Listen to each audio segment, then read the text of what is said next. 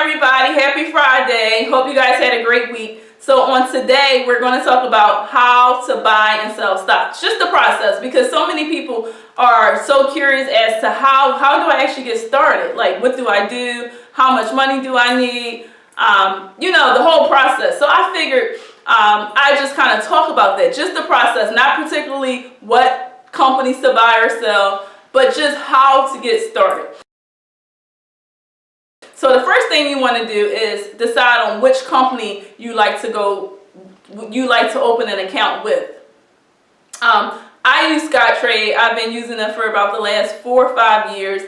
And when I started, there was no minimum balances. But today that's changed. So now with Scottrade, I think the minimum balance is $2,500.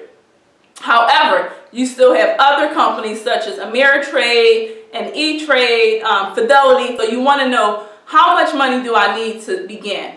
As I've said, on average, it's typically no more than $2,500 to begin, right? So little capital.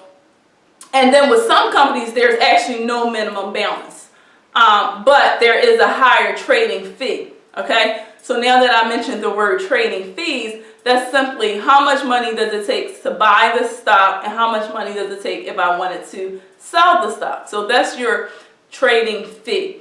And on average, that's typically between $7 and $9. Scottrade charges $7 to buy shares of stock. So let's say I wanted to buy 5 shares of Apple. I'm going to have to pay the amount that the stocks cost, which is like $120 or $30. So however much that is times 5. And then the $7 to place the trade to buy. And it's simple. It'll say buy, sell. There's other orders, and I talk about them in my book that I have wrote in the chapter called Investment Vehicles. So I do go into detail about some of the actual trades and how you can place limit orders and all that. But that's a little bit more in detail in the book. But so when we're talking about just simply buying stock and selling stock, execution cost is between $7 and $9.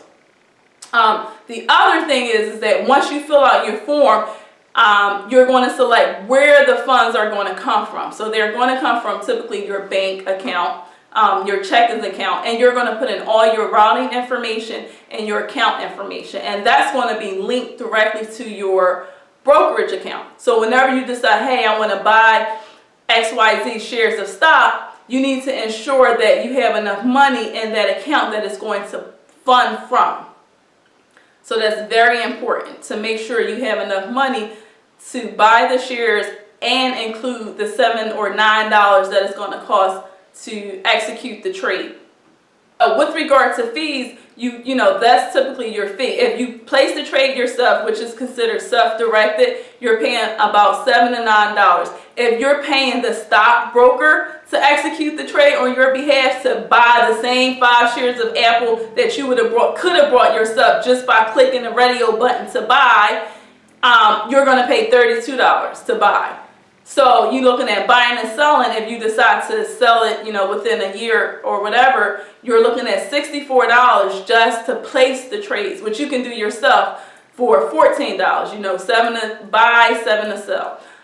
So that's literally, you fill out the form, you select where you want those funds to come from. So you put in your banking information, and then you decide on what stocks you want to buy. So you start looking at, hey, this is the company I've heard of. Go online. Yahoo Finance is always a great starting point, and you can see how much, how the stock is doing and what's the trend, how's it been performing. You can look at over a year, you can look at over a 5-year period.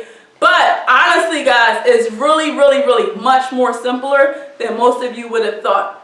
So as we head into 2017, I'm going to challenge you guys to look at it. Take your income tax money and maybe set aside $1,000 or $2,000 and open up your stock account and generate some portfolio income. Money that's going to, if the stock does well, it's going to grow and grow and grow.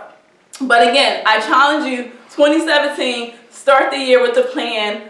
Let's stay committed to being spiritually, physically, and financially fit. Happy Friday, guys.